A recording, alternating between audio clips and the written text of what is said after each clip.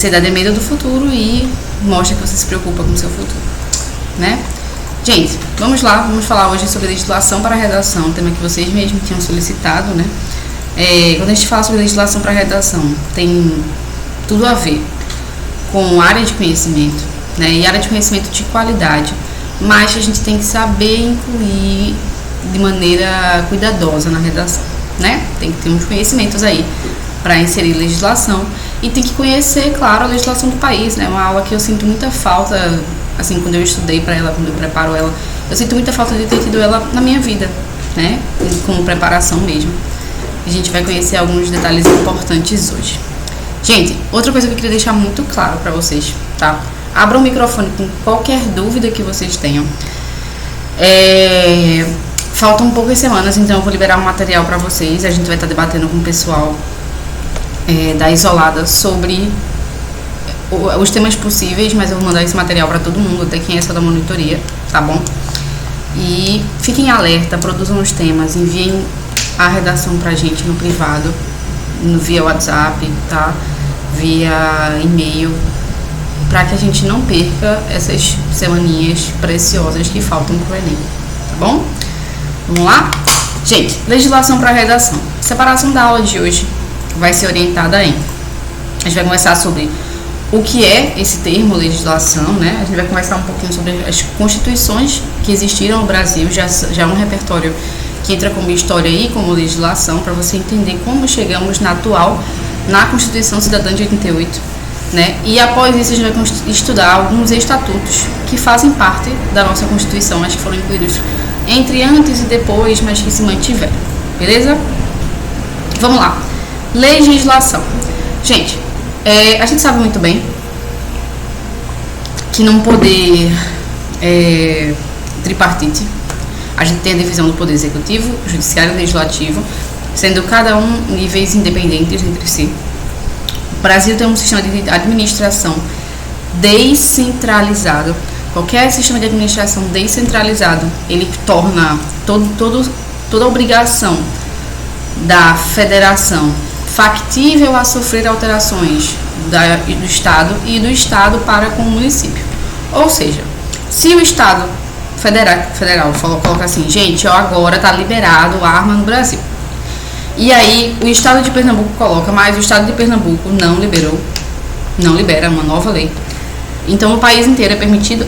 Mas em Pernambuco não, porque como é um país descentralizado, com uma administração tripartite descentralizada, o Estado manda mais, legislativamente falando, do que a federação, e o município manda mais do que o Estado, tá? Por que descentralizado? O Brasil é um país muito grande, né, que tem várias vertentes, várias administrações, várias particularidades de local para local, e percebeu-se que um poder centralizado não faz muito sentido, porque se o cara tá lá no Rio de Janeiro, ele coloca uma lei que não se aplica ao Amazonas, sofre a população do Amazonas.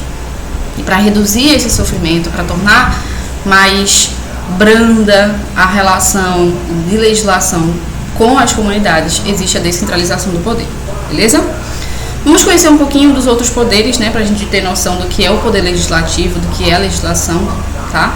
O poder executivo é aquele que exerce o comando através, basicamente, de financeiro, tá bom? Então, quando eu falo sobre pagar, quando eu falo sobre financiar projetos, quando eu falo sobre redirecionamento da verba, da grana pública, eu estou falando do poder executivo. Poder executivo vocês conhecem bem, mas vamos só dar uma relembrada, é quem vocês utilizam na conclusão da redação, certo? Então, a nível federal, nós temos o presidente, que escolhe os seus ministros, né? E os ministérios recebem o valor da União, dividido entre si, igualmente, normalmente, para direcionar as propostas estaduais e municipais. Nos estados, a gente tem as secretarias, que são definidas normalmente pelo governador, né? E esse é o maior poder de um governador.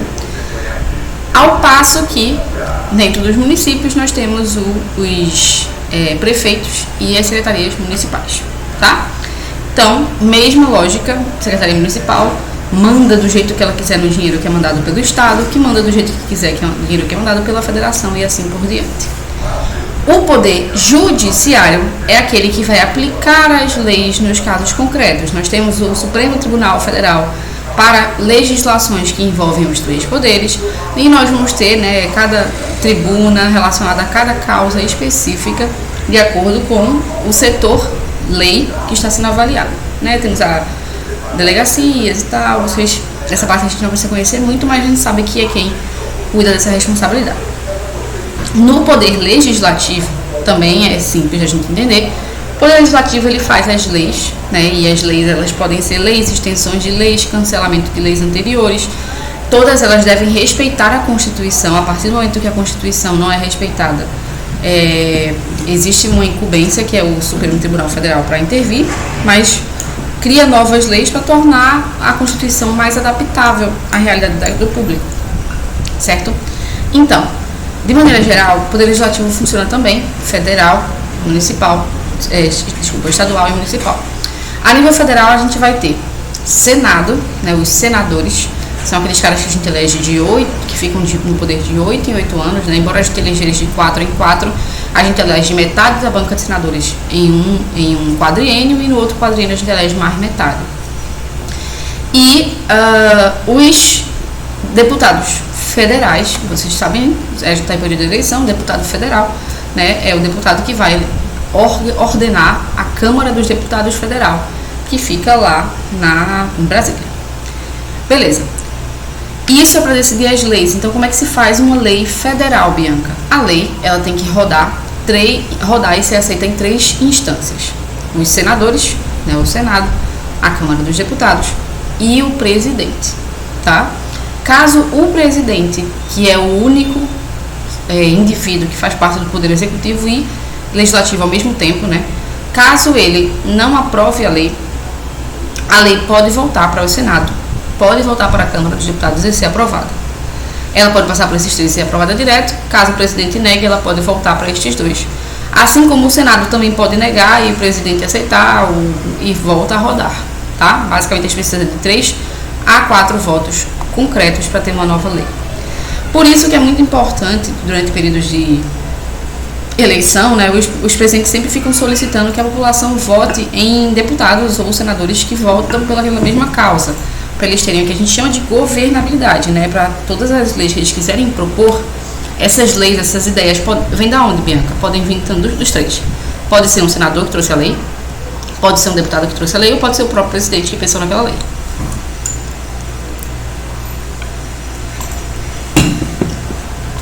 Então, seguindo a lógica, Poder Legislativo, isso a nível federal, tá? Ele vai ter essa organização. A nível estadual, a gente vai ter os deputados e o prefeito. E a nível municipal, os vereadores, tá? Que é diferente um pouquinho, mas de maneira geral é assim que funciona. As leis que eu trouxe hoje são todas leis federais, tá? Não trouxe leis estaduais pra gente não se embananar muito, mas a gente já sabe pelo menos o que é esse termo legislação. Gente, Constituição. Constituição é outro assunto que é complicado, porque o Brasil teve várias constituições. O Brasil precisou de várias adaptações constitucionais para a sua realidade, né? É importante vocês terem noção desse assunto, só para que vocês saibam, né, como é que a gente evoluiu para o poder de hoje. E se vocês quiserem divulgar algum fato específico, tipo, Bia, que eu quero falar sobre o voto feminino. Poxa, é um assunto legal, vamos ver quando é que o voto feminino surgiu? Ele sempre existiu? Ele não existia? Certo? Então vamos lá. Gente, como vocês sabem, o Brasil proclamou a República, proclamou a independência, mas não teve uma Constituição de fato de primeira, né? A Constituição de 1822, que era a chamada Constituição da Mandioca, ela não foi aceita. E aí houve uma promulgação, tá, de outra Constituição, que é de 1824, foi a que foi válida por grande parte do período imperial, né? O Império Brasileiro. Então vamos lá. Primeira Constituição do Brasil, o Estado era centralizado. O que é um Estado centralizado? O oposto do que é hoje descentralizado. A lei federal manda mais do que as leis estaduais e municipais, tá? Era uma monarquia hereditária, né, como vocês já sabem, e constitucional. A divisão dos poderes, vocês devem lembrar muito bem isso na aula de história. Nós tínhamos 4 poderes: o executivo, o legislativo, o judiciário e o moderador, que era exercido pelo imperador e era superior aos outros. Na época, o voto era censitário, era votado só por pessoas ricas, tá? E aí dividido em eleitores de paróquia e eleitores de província. Basicamente, quem tinha mais dinheiro até tinha mais importância na hora dessa eleição. O mandato dos senadores era vitalício, tá? Então, tornou-se senador, acabou. E era um estado confessional, ligado à igreja, e tinha o catolicismo como religião oficial, bem diferente.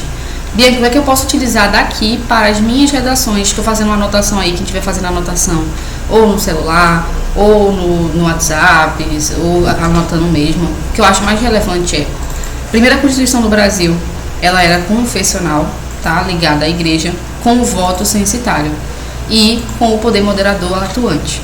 Então a gente sabe que o próprio conceito de república no Brasil, ele já surge meio conflituoso, né? Vou anotar aqui para vocês no chat, quem quiser copiar e colar aí em alguma anotação, pontos relevantes da nossa primeira Constituição, né? Aqui para vocês.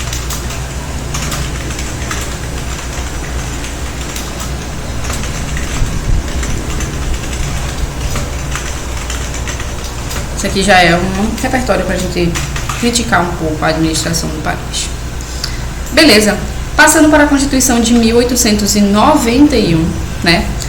O nome do Brasil era bem engraçado: Estados Unidos do Brasil. Nítida referência aos Estados Unidos, né? Todo aquele movimento do American Way to Live, né? Que sofria muita influência aqui no Brasil. Os Estados Unidos começavam a ganhar muita força e sempre foi uma iniciativa dos Estados Unidos trabalhar no Brasil e em países latinos, né, através deles a seu favor e não junto a eles, a seu favor. É uma Constituição que foi promulgada, tá? Ou seja, ela foi feita legalmente, a outra não tem sido promulgada. Ela foi uma carta meio que obrigatória, esqueci o nome do termo. Tô lembrando. E aí, era um Estado federativo, era uma federação, dividida em estados, e era uma república presidencialista, agora sim, finalmente com nossos 3 poderes. Mas tínhamos um voto universal bem engraçado, né? Um voto universal que era para todos, mas tinham muitas exceções, tipo mulheres, tipo analfabetos, tipo pessoas sem nenhum tipo de educação. Então, e é uma Constituição que vocês sabem, gerou a história do voto do Cabresto, né? Uma coisa bem complicada. Então, nossa primeira república presidencialista, Constituição de 1891, com um voto bem excludente, mesmo que para todos, né? Que tornava-se uma falsa universalidade.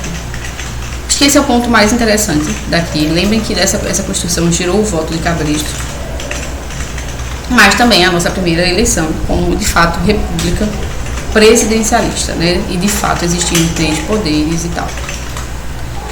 Perfeito. Seguindo agora, como eu falei, modelo externo baseado, né, na Constituição americana, a gente segue com essa Constituição até 1934. Gente, vamos só lembrar, né? Essa Constituição, ela existiu, época do café com leite, né? Uma transgressão de poder, tudo tranquilo. Até que a gente teve o crash da Bolsa de Valores em 1929. Isso fez, já antes disso, já se sentia um início de crash da Bolsa dos Estados Unidos. Isso gerou uma desunião no Brasil e Estados Unidos, obviamente, porque os Estados Unidos agora iam se preocupar com seus problemas. E os Estados Unidos, de fato, só conseguem voltar financeiramente a ser o país que era por causa da Segunda Guerra Mundial, né? Que sempre que parece que os Estados Unidos estão sem dinheiro, eles arranjam uma guerra. É bem engraçado. Mas, a partir do crash e a partir desse abandono do Brasil, não se via muito mais sentido em deixar uma Constituição tão baseada nos Estados Unidos assim. Há a subida do poder, né, de Getúlio Vargas, e há a Constituição de 1934. É uma Constituição que não foi escolhida, promulgada de maneira adequada, né? A gente sabe que o governo de Getúlio Vargas foi um governo de muito controle, então não tinha mais Senado aberto, não tinha mais Câmara aberta, né? Mas ela introduz um voto secreto e feminino, que era uma coisa que a gente não tinha no país, e cria as CLTs, né, que até hoje existem, as mesmas CLTs que existem hoje. A gente já conversou um pouquinho sobre CLTs, né, o código, o conjunto das leis trabalhistas, mas é importante vocês saberem alguns fatos interessantes. Gente, lá nos Estados Unidos não existe férias de um mês, lá nos Estados Unidos não existe remuneração sobre férias, lá nos Estados Unidos não existe 13º salário, direitos que foram garantidos pela CLT. E isso a gente aceita no Brasil e acha que existe em todos os países, mas não existem, sabe? Vocês assistem muitas séries. Vocês veem, por exemplo, como é que se valoriza lá por exemplo, a de ação de graças. Porque eles mal têm feriados, eles mal têm férias, não existe férias por ano trabalhado, né, como existe aqui no Brasil. Então as CLTs aqui no Brasil são revolucionárias e há várias tentativas de derrubar a CLT, né, os direitos a plano de saúde, os direitos à alimentação paga pelo trabalho, deslocamento pago pelo trabalho, não são coisas garantidas por várias constituições de leis trabalhistas no mundo. O nosso defeito é as horas trabalhadas, tá? No Brasil a gente trabalha 44 horas semanais, enquanto nos Estados Unidos são 24 horas semanais. O que justifica essa necessidade do brasileiro de ter tantos feriados, né? O feriado não é escolhido à toa, o país não é bonzinho, não, ele faz uma avaliação de quais são os períodos do ano que as pessoas precisam faltar, caso contrário elas vão faltar. E aí, por exemplo, 12 de outubro, dia das crianças, né, professor, esse momentinho aí, dia de santo, eles escolhem essa data porque o único feriado que tem antes é o dia de 7 de setembro. E percebia-se que se não desse essas folgas, as pessoas iriam faltar naturalmente, colocar atestados e blá blá blá. E as empresas precisam também de um período que os trabalhadores não vão trabalhar para lucrar, vendendo, né? Então a escolha de feriados é muito pontual. Mas a CLT é uma revolução interessantíssima, a Constituição de 34. O voto feminino, outra revolução interessantíssima, a Constituição de 34. E principalmente a educação pública. Não tínhamos educação pública, escola pública, isso não existia. E isso é criado através da Constituição de 34, uma Constituição riquíssima, mas temos que lembrar que ela não foi promulgada, ela foi homologada, ou seja, ela foi meio que eleita por meios não políticos, tá? Depois de 34 a gente tem outra carta imposta, a carta de 1937, ainda na avaliação, ainda na administração de Getúlio Vargas, tá bom? É uma carta com inspiração fascista, como está escrito para vocês, e a gente sabe que, de fato, Getúlio Vargas se inspirava nesse momento. Se a gente fala de Brasil, a gente sempre fala de inspiração em outros países, tá bom? Basicamente, quem mandava era ele, era Getúlio Vargas. A gente tinha um modelo externo, não havia liberdade de imprensa, né? Então, acho que o mais interessante é essa abolição da liberdade de imprensa que existe nesse momento. E a gente saber que existe no Brasil uma Constituição que tem uma inspiração totalmente fascista. Beleza? Constituição de 46. A Constituição de 46 marca a volta da administração cidadã no país. Lá em 1946, a gente vai ter algumas diferenças no que existe aqui, tá? Mas, basicamente, meu cachorro foi pisou na patinha deles aqui. Mas, Constituição de 46, ela tem algumas alterações em relação o que existe hoje. O mandato presidencial na época durava 5 anos, tá? Era um quinquênio. Finalmente falava-se sobre a defesa da propriedade privada, mas principalmente pensando no latifundiário, que surge naquele momento e se firma muito bem no Brasil posteriormente. A gente tinha direito a algumas coisas, né, que estavam surgindo também naquele momento, como greve, sindicalismo, isso não existia, tá bom? Que acho que é de destaque. Volta-se a liberdade de expressão, tá bom? Mas, no geral, existia muita intervenção do Estado na relação do patrão e do empregado, tá? Normalmente favorecendo o empresariado. Então, é uma Constituição que favorece o empresário e o latifúndio. Acho que isso é interessante de vocês terem noção, até porque nesse momento a gente vivia de fato uma abertura econômica para o externo, né? Na Constituição de 67 a gente tem o início da nossa ditadura militar, tá? E aí eu só destaco para vocês basicamente as AIs, tá? Acho que não tem muito destaque aqui, vocês conhecem muito bem isso da história. E, finalmente, falando agora a nossa linda Constituição, a Constituição de 88. Ela foi uma carta promulgada, foi feita legalmente. Ela traz a reforma eleitoral, trazendo voto para analfabetos, voto para maiores de 16 a 17 anos, sem exclusões específicas. É uma Constituição que, de destaque, fica para vocês. Ela traz essa história da terra. A terra, para a nossa Constituição de 88, ela é direito do povo. Então, ele meio que traz uma ideia de uma reforma agrária que nunca foi positivada, né? Existe também nessa carta, já de destaque, o combate ao racismo, a garantia aos indígenas as suas posses, né? Que isso aqui é um fato bem interessante. Acho que vocês já devem ter ouvido falar, mas existe a demarcação de terra indígena. Quem faz a demarcação de terra indígena no Brasil é o presidente, tá? E infelizmente a gente não teve muitas demarcações de terra com o passar dos anos. Embora isso seja garantido na Constituição, e isso seja um trabalho específico e único e exclusivamente feito pelo presidente, quando a gente avalia por presidente, a gente vê que esse número vai caindo, tá? E agora, não sei se vocês lembram, mas Bolsonaro tirou essa responsabilidade de ser do presidente. Ainda não especificou tão bem de quem vai ser essa responsabilidade, e agora está meio incerto ainda quem vai continuar fazendo isso. Além disso, a gente tem uma redução da jornada de trabalho, né? 44 horas semanais hoje é só para quem trabalha com comércio, há uma redução até 36 horas, garantia de seguro-desemprego e as férias remuneradas. Então, é uma Constituição muito revolucionária, né? Depois de muito tempo de... A gente pode deixar bem claro que foram manipulações dentro das Constituições, inspirações em terceiros. É a carta finalmente brasileira e a gente chama de Carta Cidadã por causa disso. Tá bom? Vocês têm alguma dúvida sobre as Constituições? Algum questionamento? O que vocês acharam? Conheciam, não conheciam? Sabiam, não sabiam?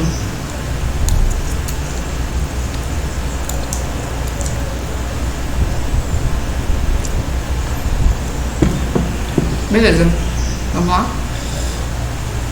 Seguindo agora, vamos ler um pouquinho especificamente sobre a Carta Cidadã, alguns trechos importantes, algumas citações relevantes. Já prepara o celular para tirar alguma foto, embora está no slide de vocês, né? Mas quem gosta de tirar foto já prepara, já deixa prontinho o celular, tá? Vamos lá. A Constituição Cidadã traz algumas citações relevantes. Já ouviram falar provavelmente sobre a quarta, o artigo 4º, o artigo 6º. Eu particularmente gosto mais, acho mais útil na redação o artigo 3º e o artigo 5º, tá? Vamos lá.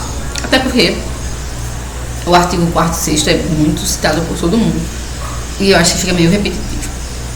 O artigo 3º traz os princípios gerais de termos uma sociedade livre, justa, solidária, erradicar a pobreza, reduzir a desigualdade social, promover o bem de todos, sem preconceitos.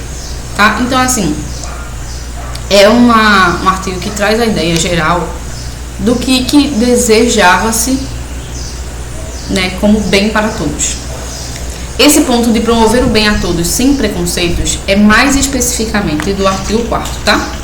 O artigo 4º, na verdade, é só isso: garantir o bem de todos sem preconceitos, ok? O artigo 5º trata dos direitos, deveres de cada um, tá? A igualdade entre homens e mulheres, a livre manifestação do pensamento, a liberdade de consciência, de crença, de racismo, a prática de racismo condenável, tá? Então, é uma carta que vai falar mais, um artigo que vai falar mais sobre direitos e deveres.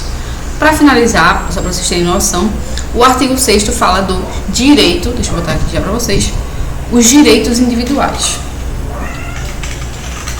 Artigo 6º. E assim, direitos individuais por parte do Estado. E aqui, gente, vocês já falaram isso 10 vezes na redação, eu só trago mais uma vez para vocês lembrarem. Cabe ao Estado o direito à saúde, lazer, educação, segurança, direito à vida, todos os direitos que são responsabilidade do Estado, tá? Basicamente seria isso. Como é que eu cito? Artigo 3º e a bolinha do O, tá? Não precisa escrever terceiro, mas também pode colocar só 3. É um artigo 3º da Constituição de 88, ou Constituição Federal Cidadã. Não bota CF, tá? Não bota sigla, não bota. Também não coloca Constituição Federal apenas, especifica que é de 88, porque existem várias Constituições Federais, como vocês viram já, né? Ou Constituição Federal vigente, tá bom? Fica mais claro pra gente. Pra finalizar, eu sei que é uma aula muito conteudista, então muita coisa vocês vão ter que parar, anotar, refletir, tá? Eu só queria mostrar pra vocês que além da Constituição, existem os códigos. A Constituição, ela define como as próximas leis vão ser formuladas, mas os códigos, eles já definem basicamente direitos, né? Então a gente tem o Código Civil Brasileiro. O Código Civil, ele vai falar sobre pessoas, bens, direito da empresa, direito da família, direito à sucessão. É basicamente o código da grana, tá? Existe o Código de Processo Civil, que vai avaliar processos como penais, trabalhistas, eleitorais, tributários, tudo que a pessoa pode denunciar contra o Estado, para o Estado.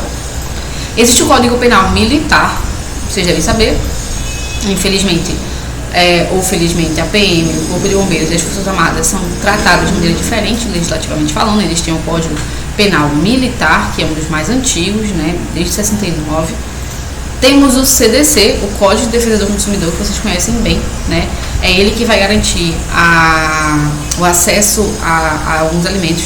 É engraçado porque o Código da Defesa do Consumidor, diferente dos outros, ele foi baseado em justamente o que não existe no Código do Direito Americano. Então é um código muito completo, como vocês sabem. Vocês podem pedir pausas de serviços, cancelamento de serviços, vocês podem pedir chegar a ver um alimento podre lá no mercado e solicitar um outro alimento de graça para você, a troca de alimentos caso o cheiro esteja inadequado. Tudo isso é Código de Defesa do Consumidor, e o Código de Defesa do Consumidor brasileiro é um dos mais completos do mundo, tá? Seguindo, ECA. Gente, eu vejo vocês colocarem o ECA na redação, às vezes dá um aperreio, porque assim, a gente conhece pouco o ECA, a gente não vê isso na escola e acaba entendendo ele errado. O ECA é o Estatuto da Criança e do Adolescente.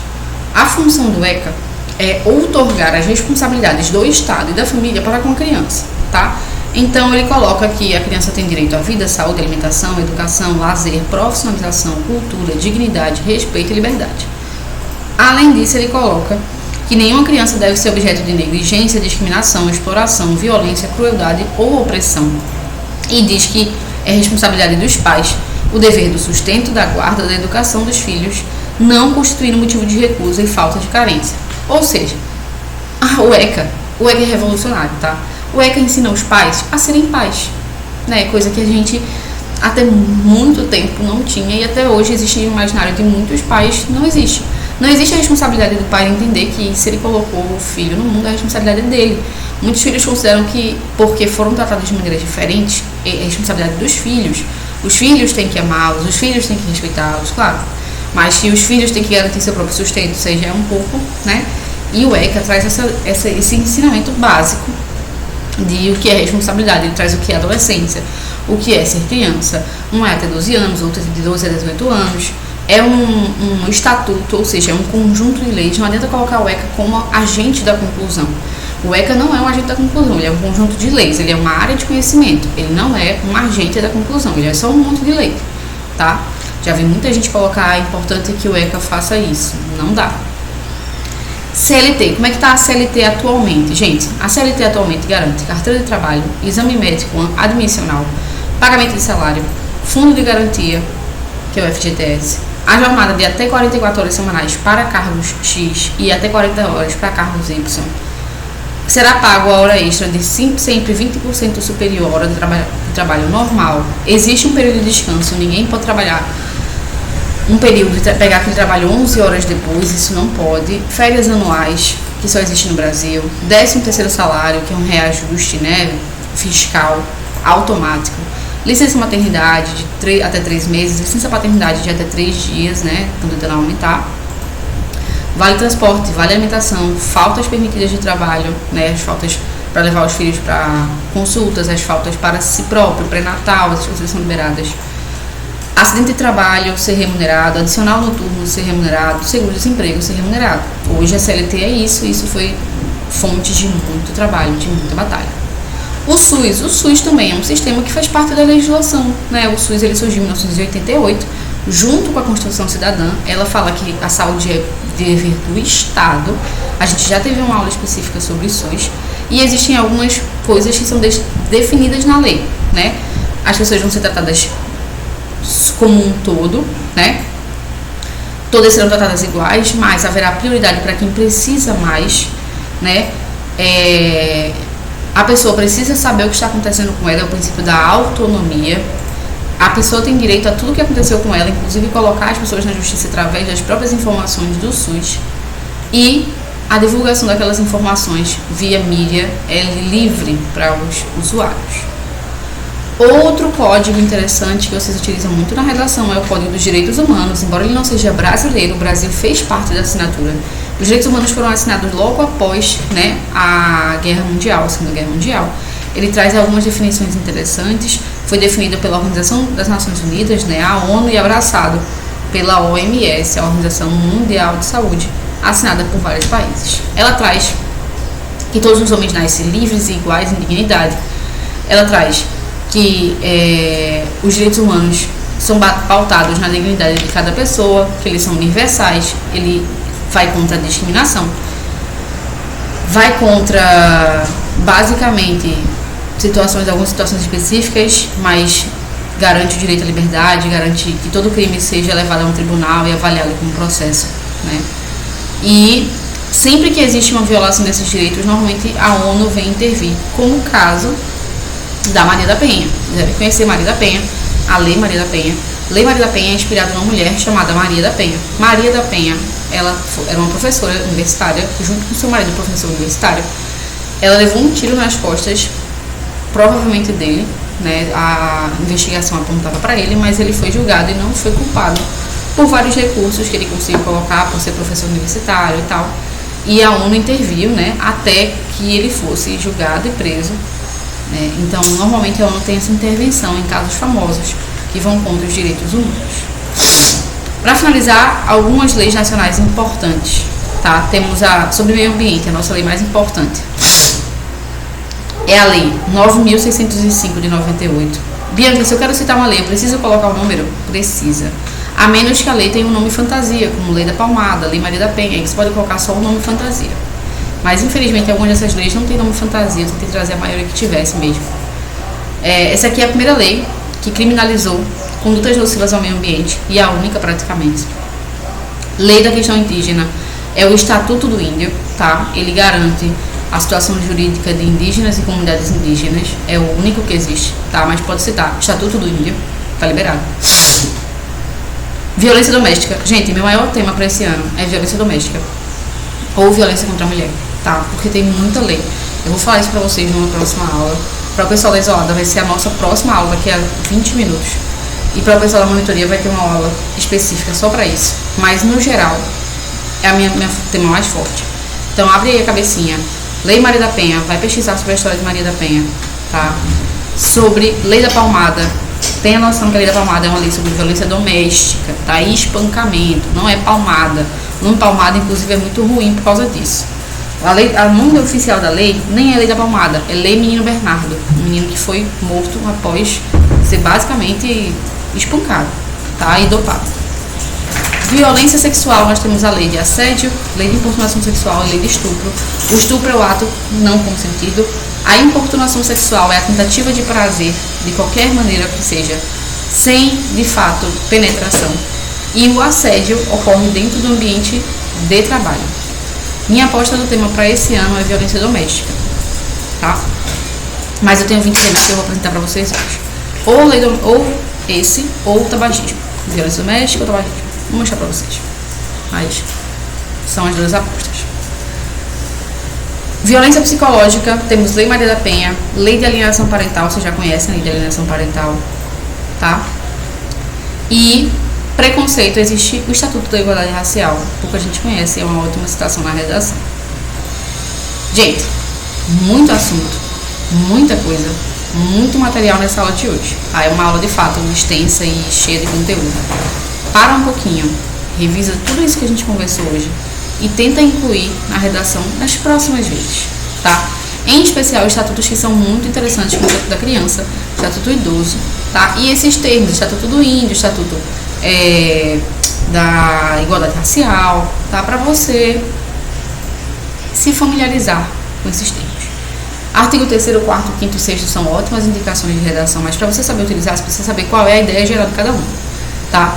Artigo 4º principalmente, artigo 6º principalmente, esse direito do indivíduo, e os artigos 3º e 5º, que é o que o universo, o que o Estado brasileiro busca, né? São metas a serem batidas, como a igualdade de gênero e assim por diante. Vocês têm alguma dúvida, galera? Algum questionamento, alguma pergunta?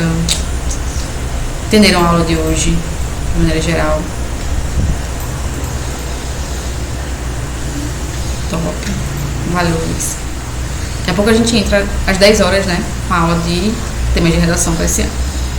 É uma aula mais rápida também, né? Porque é muito conteúdo. Para o pessoal da monitoria, eu vou tentar disponibilizar de qualquer maneira, mas é uma aula mais rápida. É isso, gente. Finalizo por aqui. Beijo para todos. E não esqueçam de fazer o tema de redação, manda no WhatsApp. Faltam só 6 semanas.